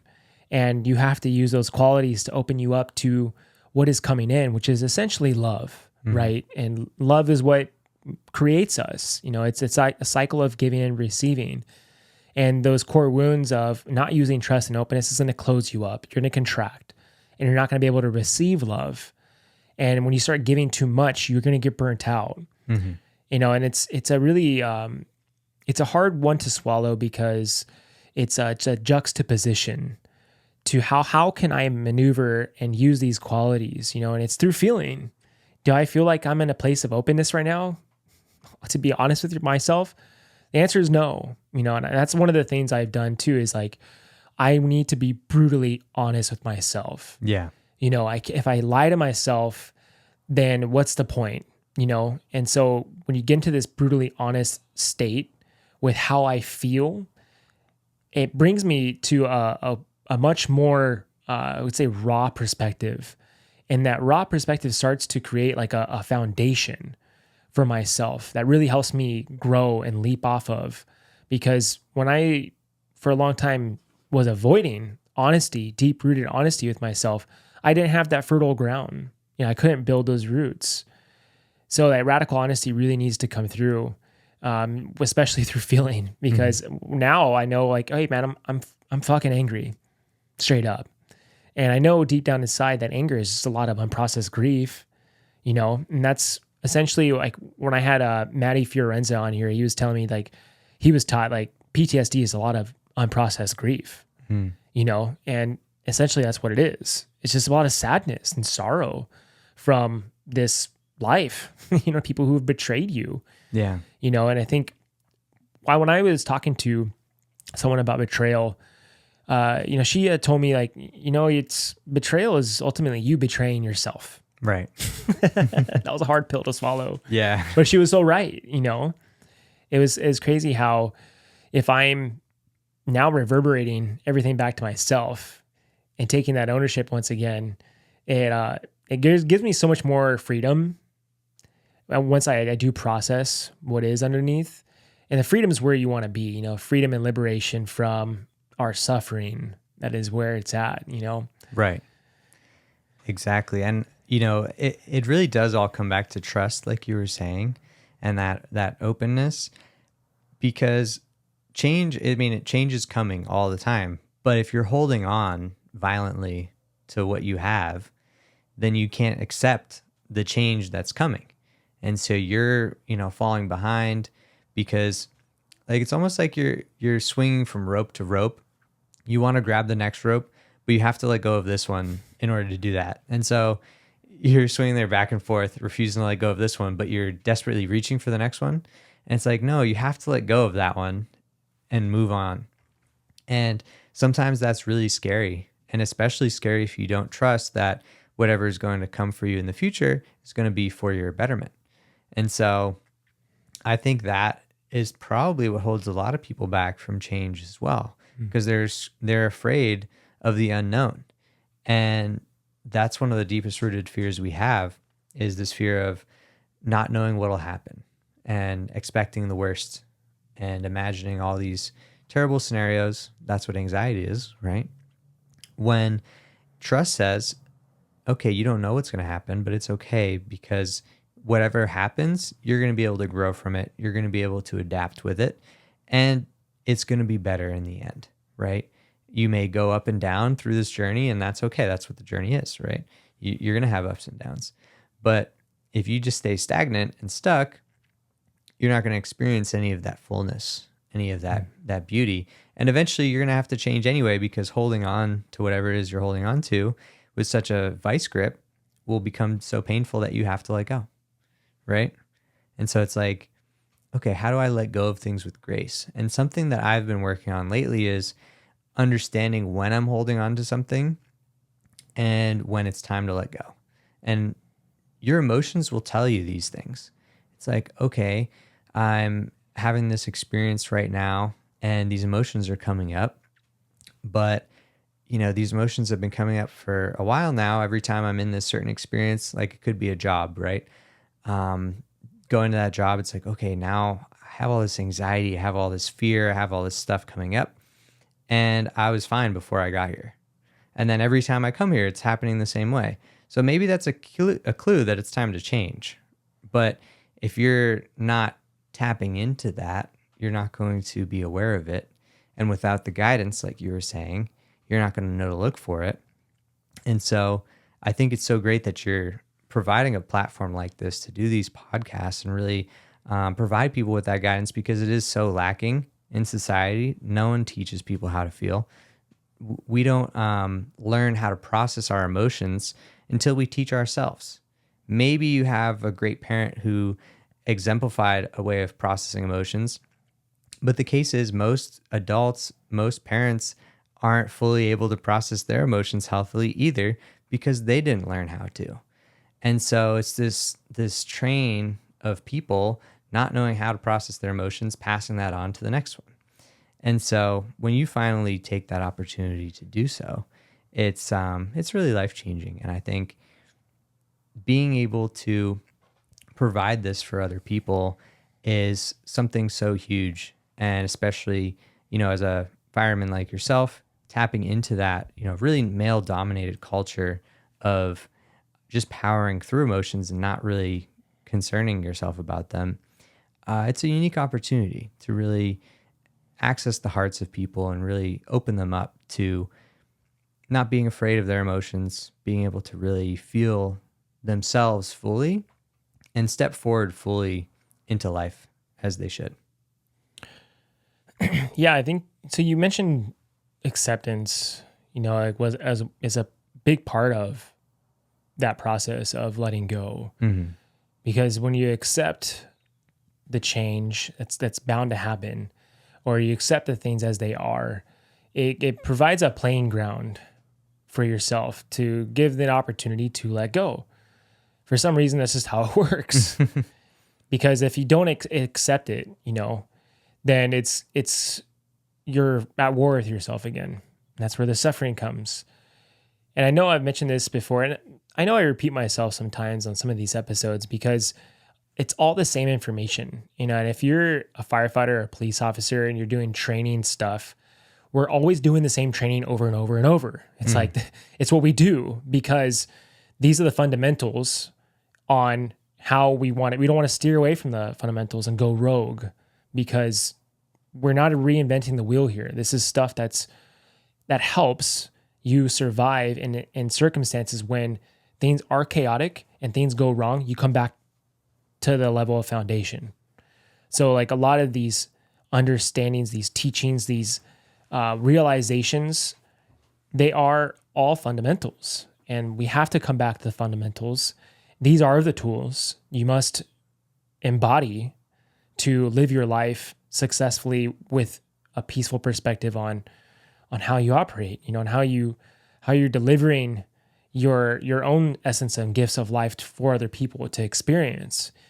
And we've just gone ass backwards for a very long time. So this is the time where we have to step up to the plate. And by doing so, this is all been beneficial to me. And I go back to my fundamentals. I don't change I don't change my fundamentals, but I do change in life because I can go back to the roots of who I am and stay grounded with that part of myself, What was I going to say, dude? Damn. I was going to say something that totally left me. But I think, going back to the training, right? Like we have to do this training and it gets so monotonous and I just get so over it, dude, when I'm teaching a rookie or I'm teaching a probationary member and they're supposed to teach us the same information we already know, but it helps. This cycle of teaching and learning of the fundamentals is great, because it keeps us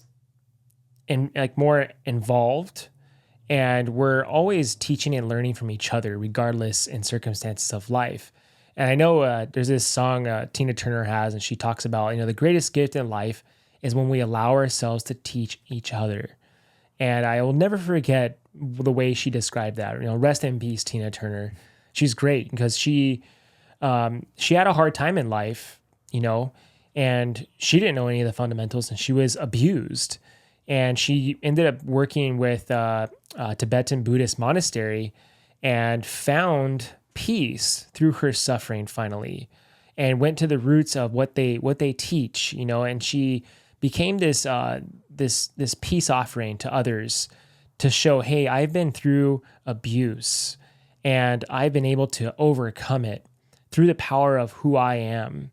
And there's nothing more powerful than that, going straight back to the self, the Atman. And we can find that power within ourselves, and it's reverberating back to others to inspire them to do the same. And I think for a lifetime, we've lost the willingness to teach each other through our own experiences. But that's what's great about now is like you can turn off the TV and have so much more knowledge through podcasts, through, YouTube accounts, because now the truth is coming out to how we can learn from each other. And we're doing this through a means of knowing we don't want to suffer anymore from being poisoned through our food that we get, our water, and through consciousness, really. We've been poisoned for such a long time,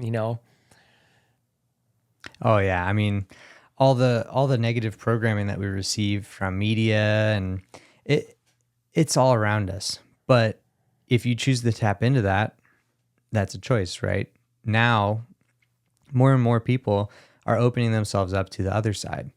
And even still, I think it's funny to think about it as, okay, you could strive for the positive or you could get stuck in the negative. But at the end of the day, those are two sides of a coin, and you are the coin, right? You're not one side or another. And if you're a coin just trying to be half of yourself, it's just silly, right? So bringing yourself beyond dualism again and understanding that, okay, these are just aspects of life.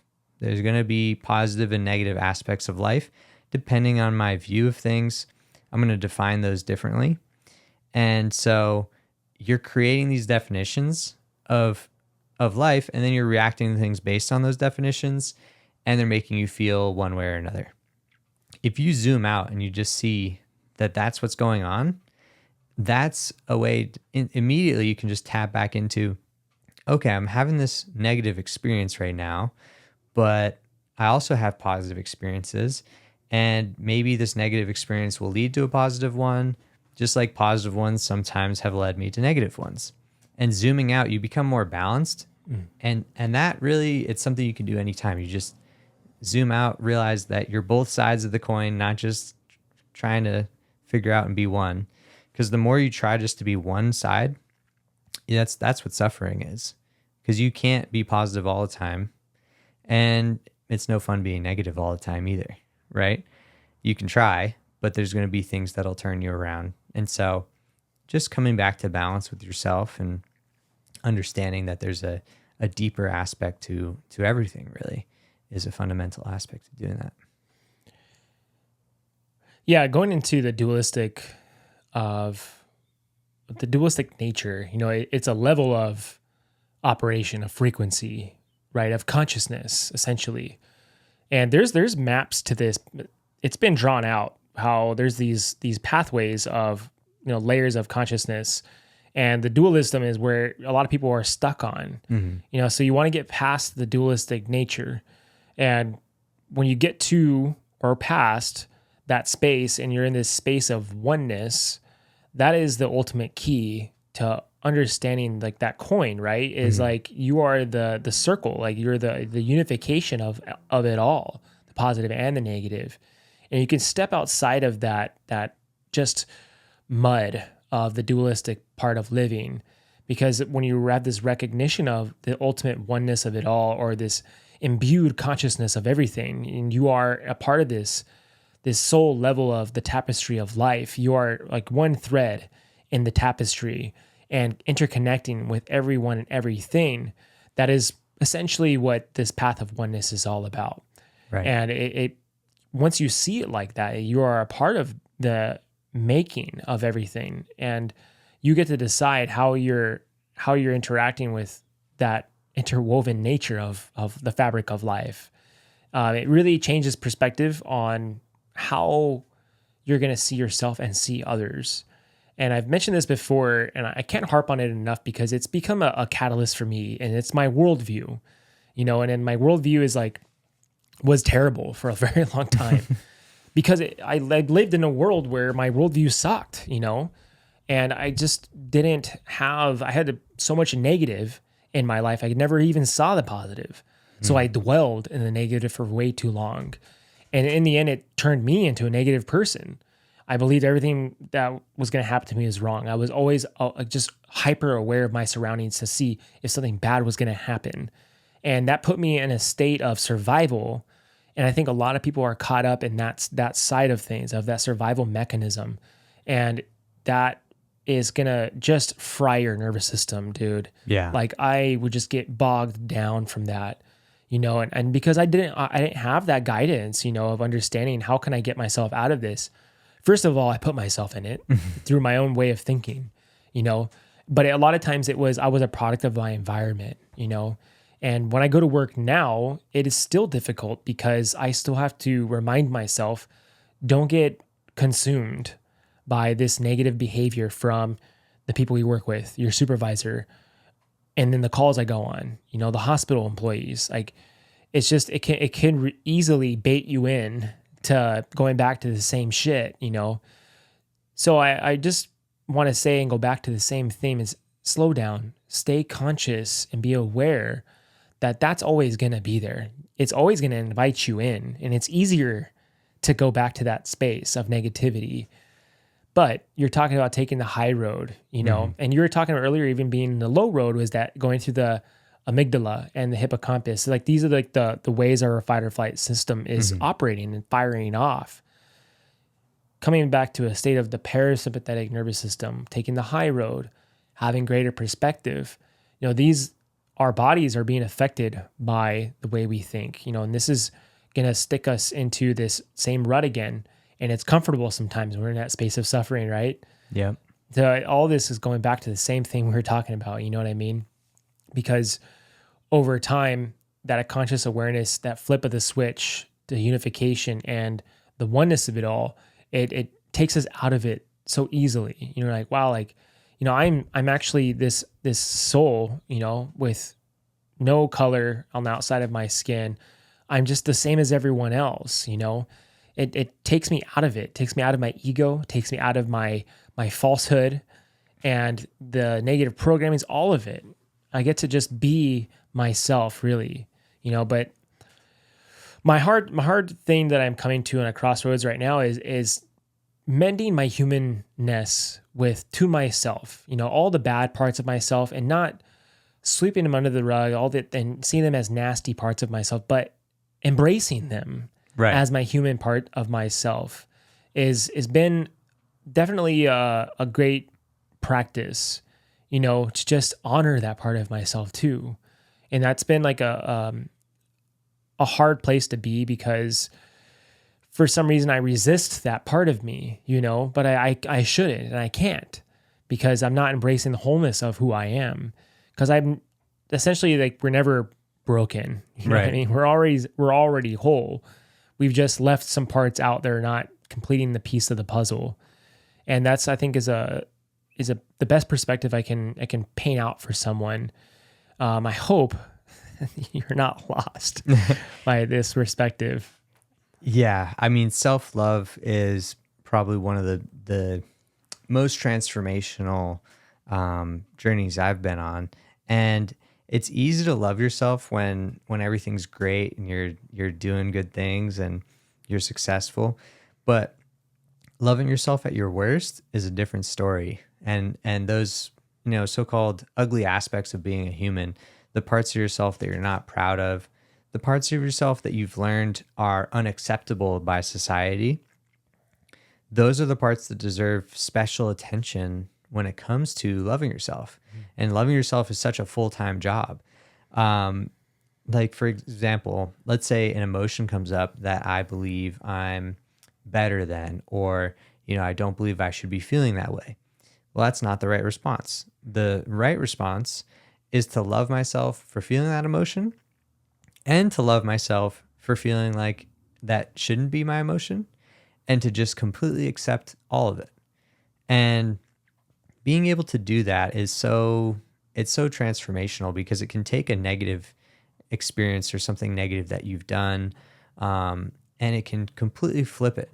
Because when you can love yourself unconditionally like that, and love yourself through every part of life, love every aspect of who you are, and every possible, what I like to say is that I love every version of myself.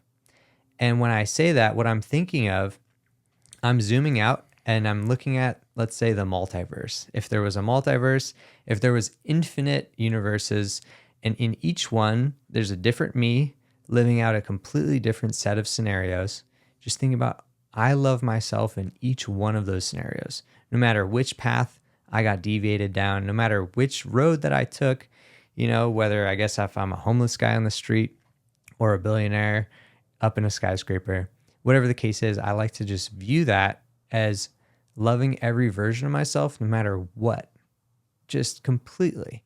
And meditating on that, I think, is really powerful, because although you may not be currently in any of those scenarios, loving the potential that could be, and loving yourself, it's removing this sort of energy that's fighting it. It's removing this sort of resistance to that being a possibility. And it's taking away the power that you've given that thing over you. Because if you're deathly afraid of something, you're giving that power over you. And so taking that back and reconsolidating it and really connecting in with your higher self by completely loving yourself as you are, because your higher self already loves you unconditionally. You can attune and align to that by loving yourself unconditionally and bring all of your parts back into wholeness with who you are. I think that's so huge. And then once you have that self-love, you can expand it to everyone and everything. Because as you were saying about oneness, everything is one. Going back to what you were saying about the Eastern teachings, all comes from nothingness, and that nothingness is everythingness.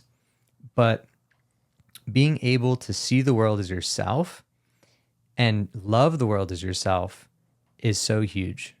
And those are two lines from the Tao Te Ching. Is my favorite little hymn goes, see the world as yourself, have faith in the way things are, love the world as yourself, then you can care for all things. And what we're talking about here, it's an advanced practice. And, if you're listening to this and thinking about how distant this might be from where you are now and from what you're going through, that's okay. And it's not meant to be a sort of, it's not meant to be a point of separation. It's just meant to be a point of aspiration, something you can just maybe hold the concept of. But when you finally are able to love yourself unconditionally and love the world unconditionally, you break free of the conditioning and the negativity and positivity, the play of suffering and pain. And you come to the place of absolute acceptance with everything that is. And from that point, that's that point of bliss where nothing can touch you, where nothing can take you from there, until such a point as you let go of that and you fall back into the play of dualism. You fall back into your life and you have to then realize it again. And that's going to happen. You're going to go back and forth to, okay, I'm in this bliss of unconditional love and acceptance for everything. And then you forget and you find yourself getting mad at someone walking slow in front of you or whatever the case is, right? And so loving yourself for that too is a practice. And I think there's nothing more important. There's no greater purpose in this life than to learn how to love unconditionally for both yourself and for everyone and everything. Good job. Round of applause for you, Ben. That's really good. Thank you for introducing quantum physics and the multiverse, dude. Yeah. That is, that multiverse really can just put me into like a big rabbit hole, because I've jumped into that rabbit hole many of times. It's so fascinating, man, that's a possibility. And it's so interesting because you'll see Marvel movies using the multiverse now. Right. But it's truly amazing that, the quantum physics, which is the scientific method for spirituality. Right. It's that they had to put a label on it because people were experiencing paranormal activity and they didn't know what to do about this paranormal self, right? And the things we want to articulate on a scientific level to put a label onto something, because we're in this cerebral state of living, this cerebral scientific way of operating for I don't know how long, we had to have concrete evidence for something. Right. And it's blowing people's minds. Like if you take in the essence of like medieval times and they're trying to quantify like the map of the world, and you fast forward until now and we have like Wi-Fi internet and those things, they would not be able to fathom it. But that in essence is the same sense of like quantum physics. We're just not there yet. I think I was telling Haley about this. Like I think within the next 10 years, like just technology is going to advance so stupidly, just like beyond our idea. Cause like just thinking about an iPhone 10 years ago, it was like completely different. I mean, now I have like this computer in my hand. Right. You know what I mean? It's insane. But going back to like self-love and out of that whole quantum physics stuff, I had talked to a captain about the podcast episode at my station, and we were like talking, And he's a very conservative Christian, and like he's very, very far right. He had a hard time understanding self-love. He listened to an episode and he's like, I don't understand that. And I just really didn't understand why he didn't understand that. You know what I mean? But it was a good moment for both of us to interact with each other. Yeah. Because self-love in the end is going to be the root of all healing. It is. In essence, you're going to have to come to acceptance, forgiveness, and ultimately self-love. You have to love yourself in the experience. And if anyone has gone through any traumatic experience in their life, anything they've become disconnected with their truest form of self, it comes down to that. It comes down to self-love. And you can never get anywhere. You can't go any further unless you've embodied that practice into the programming of yourself. And it was just so funny how stubborn he was, number one. And I know how stubborn he is just by working around him and his belief systems.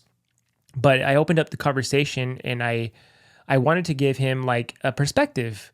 And I was like, well, how can you live your life and love your children if you don't love yourself? He's like, well, I love my kids. He's like, why do I have to love myself to love my kids? I was like, well, how can you give them true affection? You know, if you don't in turn give that to yourself, you're only giving them enough of what you give to yourself. And he could not wrap his head around that concept because he just didn't understand self-love. So we reached a block of teaching there because he was open enough to receive it. Well, in a way, obviously he created his children, right? Right. With the help of his wife, of course. And so just loving himself that he was able to have those kids is, a simple aspect too, right? Because those kids represent joining from him and his wife. He loves his wife, of course. Then he must see, I believe everyone loves himself. And the reason I can easily point that out is because there's very few cases that people don't like shower and like eat food, right? But if you're eating food, you love yourself. That's an act of self-love. You're giving yourself nourishment, whether it's the ideal nourishment or not. That's, it could be argued, right? But the fact that you're even providing for yourself in a way, whatever that small way is, whatever that little bit of self-care is proof that you love yourself. So if you're listening to this and you think, no, there's no way I don't love myself, you do. You do. Maybe you just don't realize it yet, but think about how you show up for yourself. Think about what you do for yourself and how you care for yourself. Those are all ways that you love yourself. Then from there, if you want to expand that self-love, you're going to have to start looking at what parts of yourself you find not so favorable, what parts of yourself you find to be maybe unacceptable, and learning to love those. The easiest way to root those things out, good news, you have a built-in tool for this, self-judgment. Self-judgment is like a metal detector to root out and find all of the different parts of yourself that need more self-love. And so you can just use that as a tool. Okay, I'm judging myself right now. What am I judging myself for? Okay, it seems like this part of me needs more acceptance. And to accept this part of myself, I need to forgive this part of myself. And that forgiveness and acceptance is going to lead you to self-love. And it's not always easy. It's certainly not easy. I shouldn't say that. But the thing is, there's going to be so much that you judge yourself for because it's just the way we've been conditioned. We have all of these basically influences from media and beyond about how we should look, how we should feel, what we should be like, how we should act. Yeah. And all of these shoulds create opportunities to judge ourselves. And once you start consciously looking at what you judge yourself for and taking that as an opportunity to slowly but surely love yourself for those things, you're well on your way to the self-love journey. And it's just a matter of continuing that practice until you've rooted out all the big ones and the little ones, and you get to that point of, okay, you know what? Actually, I could love myself no matter what. I can get to that unconditional self-love part. Yeah, I think he was resisting me. Right. He was playing devil's advocate. Which is understandable. And I saw that part of himself. And so I was but he stopped it he stopped the conversation because he didn't want to go deeper into it. So that resistance is the lack of openness that created something that triggered something in him to not want to go there, which I found really fascinating. You know what I mean? And going back to like the quantum self, I had like a meditation where I was like, one of my only out of body experiences I've ever had was experiencing parallel versions of me.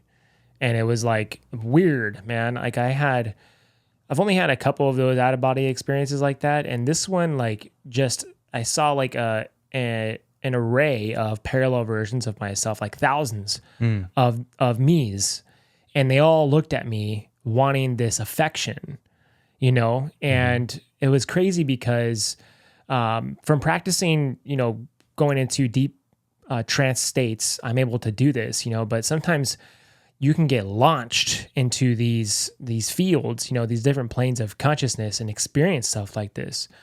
And so all these different variations of me, like they wanted me to have that, what you've done in a meditation. And it was throwing me off. And then through these array of these versions and these variations, walked up to me was this teenager part of myself who's an asshole. I know he is. He's an anarchist. And he was weeping because he needed more affection than any part of myself. And I noticed that resistance I was feeling in my life at that time was him. And he needed that the most because that's just a part of me that was just aching for affection and aching for self-love. And it was just a really crazy experience, number one. And then number two, such a great lesson. I was able to understand like there's parts of me that need some light. You shine the light on that part of myself that has been dwelling in the darkness of myself for such a long time. And it was just like I don't know, man, that was probably one of the coolest. It just brought that memory up for me when you were talking about that, because it was just almost the same exact thing, but it was like the opposite. I didn't give that love, to those parts of me. So yeah, dude. No, that's beautiful. That's beautiful.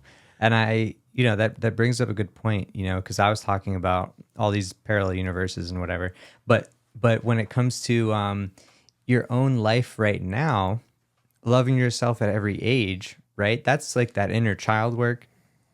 Your inner child, maybe you've left in the dust, but that part of you that maybe went through some traumatic experiences as a kid and, just you're on a healing journey now, but what about that aspect of yourself from back then?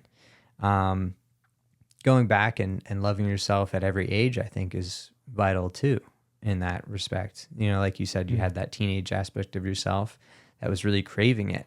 And sometimes, I had this, it was a meditation almost of basically doing some inner child work. And I just felt really, really sad. And I went into that emotion. And what it was my own inner child feeling like I had grown out of the emotions that they had, that aspect of me had.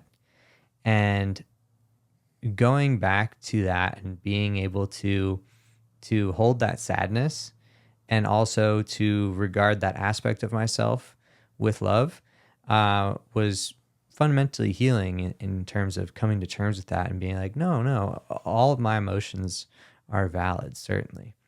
And, approaching my inner child with that regard, it's continuous practice, I think, something I should continuously revisit and make sure there aren't any parts of myself that are feeling neglected or left out. But I like how you put that of when you saw all these different versions of yourself, and specifically the one which you thought, which would seem like maybe is radically independent and, like, oh, screw the world, I don't need anyone, but deep down really does need you the most. Yeah, that's exactly what happened, So coming up on 2 hours here, man. I think we'll be able to close. Yeah, I mean, it's been a good journey. And I had a funny expression from someone a long time ago. I was like fighting wildfires, and he was like telling me, he's like, dude, don't sweat the petty things. Pet the sweaty things. I was like, everyone started roaring laughing, but it's so true, man. Yeah. Like, and being able to use humor is the best way for healing in a situation, and laughter becomes like our medicine per se. But anyways, man, I'd love to close here. And if anyone wants to connect with you, how do they get a hold of you and so forth? Feel free to visit my website, projectself.io. You can also email me, ben@projectself.io. On my website, you'll find a lot of good resources. I've written a number of different blog articles and things that you might find interesting or beneficial if you've enjoyed this podcast. So feel free to check me out on there. On Instagram, it's at Benjamin Fairbrother. It's Fair brother, as it sounds. And if you have any questions at all or would like any support or guidance through anything that we've talked about today, feel free to reach out to me. We'd be happy to connect with you and talk and get to know more about your situation. Thanks, Ben. Of course. Always a pleasure, brother. Thank you, everyone, for listening. Please like, subscribe, YouTube, Spotify, Apple. Oh, man, it's so helpful. If you do that, please do as much as you can. I know it's annoying, but I got to say, because it helps the algorithm and stuff. But thank you, everyone, for your support and listening. Frontline Behavioral Wellness, thank you so much for providing us to be on all the platforms and the audio and everything you provide. They are a great facility for firefighters and first responders. Their sister company, sarahealth.com, you can reach them. They're also in Costa Mesa. If you're living in Orange County, they have a peer support group program that's really great and super helpful. Hotline is 24/7, designed for first responders. It's 661-877-7241. Reach out to them. Thank you, everyone. Take care.